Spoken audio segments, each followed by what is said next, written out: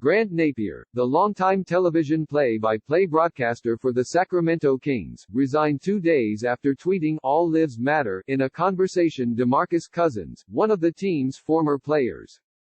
Napear and Bonneville International, which owns the Sacramento radio station for which he had co-hosted a sports show, also parted ways. The company cited particularly insensitive comments as protests took place across the country over the death of George Floyd at the hands of police, renewing the national conversation about police brutality and racial injustice. The Kings announced Napear's resignation in a statement, thanking him for his contributions over 32 years. In a Twitter exchange Sunday, Cousins asked Napear, 60, what he thought of the Black Lives Matter movement and, after sending his greetings, Napear responded, "All lives matter. ...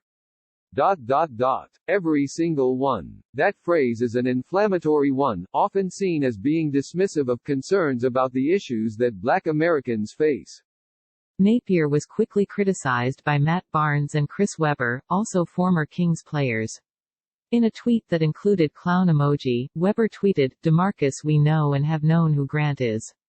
The team knows as well. I've told them many times. They've seen it. They know who he is." Barnes accused Napear of being a closet racist. Napear apologized Sunday night. "If it came across as dumb, I apologize," he wrote on Twitter.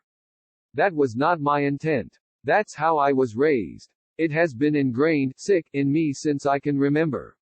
I've been doing more listening than talking the past few days. I believe the past few days of protests will change this country for the better."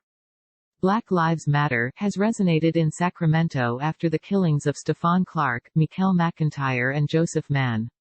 In an interview with the Sacramento Bee's Marcos Breton on Monday, Napear said he is not as educated on BLM as I thought I was.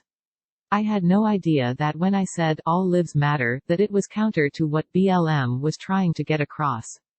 Sign up for our weekly NBA newsletter to get the best basketball coverage in your inbox. He went on to admit, "I'm in pain. I'm 60 years old, and I still have a lot to learn."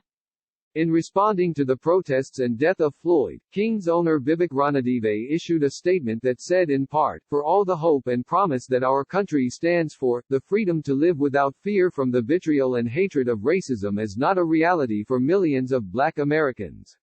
Unfortunately, this is not new. For hundreds of years, innumerable men, women and children have been treated as less than, asked to work twice as hard and taken too early as a result of bias, bigotry and unequal treatment."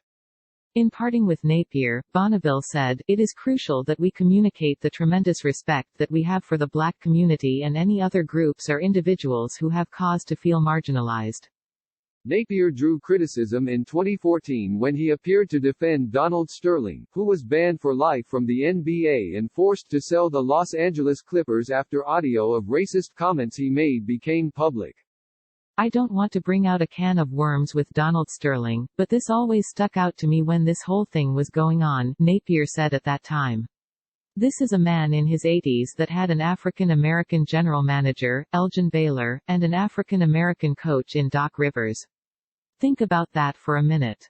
To bring a blanket statement that this particular individual is racist because of this racial epithet that they used, and yet this is the same guy who has an African American general manager and an African American coach running their team.